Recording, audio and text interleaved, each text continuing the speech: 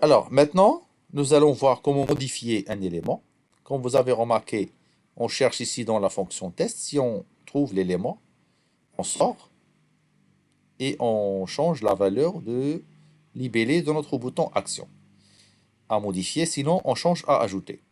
Maintenant, si on trouve l'élément, avant de faire un break, regardez ce qu'on va faire. On va prendre selected elements. Et ça, c'est quoi? C'est la variable globale dont on a parlé tout à l'heure. D'accord. Et ensuite, on fait quoi? On lui affecte quoi? Ligne entre crochets i. C'est-à-dire la im ligne. Bien. Voilà, la im ligne, comme ça. Et sinon, si je ne le trouve pas, selected elements aura toujours une valeur nulle. Voilà. Parfait. Je pense qu'il faut enlever les simples crottes ici pour ne, pour ne pas être une chaîne de caractères. Oui, ça c'est une erreur. On a fait attention au départ. Bien. Nul. S'il n'existe pas, la ligne euh, trouvée, s'il se trouve, bien sûr, bien dans le tableau. Ok. Alors maintenant, on va faire quoi? Maintenant, on va aller vers ici, ajouter, ou bien modifier plutôt. Et on passe vers la fonction modifier. Il est où? Il est là. Regardez ce qu'on va faire. C'est très bien. Notre selected element, c'est la ligne sélectionnée. Il contient des children. Et j'en prends le shield 0. Puis, texte, bien inner text, qui doit recevoir quoi? Qui doit recevoir. Bah, ici, je ne parle plus de 0 parce que ça, c'est l'ID. Hein. L'ID à éviter. Donc, finalement, on ne le modifie pas généralement. Puisque ça a été trouvé, ça veut dire qu'on a déjà écrit l'élément. Donc, on passe au nom, qui est 1. Et je mets tout simplement, euh, ça sera le document get elements by ID. Et là, je mets CIN, c'est pas CIN, c'est non. Et finalement, je prends value. Et donc, cette ligne sera répétée 3 fois.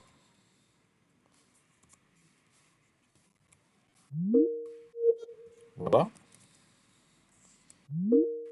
Une fois pour l'indice 2.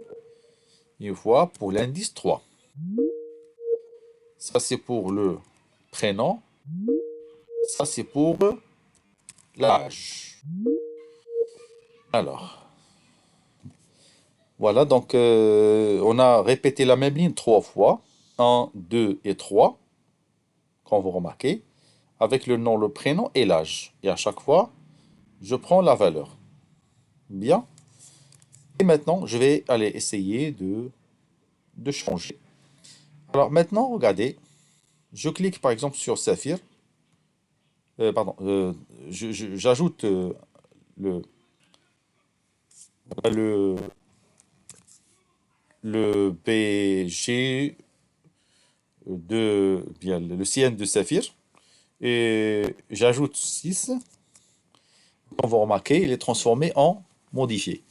Donc je vais changer, par exemple, le prénom. Par exemple, je mets Hanin, Jamel, et 25 ans. Alors, je modifie, et voilà, comme vous remarquez. Donc on a pu maintenant modifier l'élément sur le tableau. Alors comme vous remarquez, ça a été juste un entraînement en JavaScript sur l'utilisation des DOM et comment je peux accéder à tous les éléments de notre DOM. D'accord? Alors pour la suppression, bien sûr, je peux supprimer de la même manière. Je clique et je supprime. D'accord? Et aussi, je peux cliquer et transférer les éléments. C'est-à-dire, normalement, quand je vide tout cela, Je dois normalement cliquer, hop, et transférer tout ça vers les zones de texte. Donc, est-ce qu'on avait déjà fait ça ou non? Je pense que oui. Regardez, transférer. Ça, c'est la fonction qui s'exécute lorsqu'on clique sur un élément du tableau, sur une ligne, bien sûr, du tableau. Et donc, quand vous remarquez, maintenant, cela ne fonctionne pas. J'actualise. Hop, hop. Donc, rien ne se passe. Ça, c'est normal. C'est normal. Pourquoi? Parce qu'on a oublié d'ajouter, transférer ici, quand on a ajouté CTR, tout simplement. C'est bon? Et donc, maintenant, suivez avec moi, s'il vous plaît. On va voir une autre chose très, très importante. On va voir ce qu'on appelle les local storage et les sessions storage. Et donc, c'est ce qu'on va voir dans la vidéo prochaine.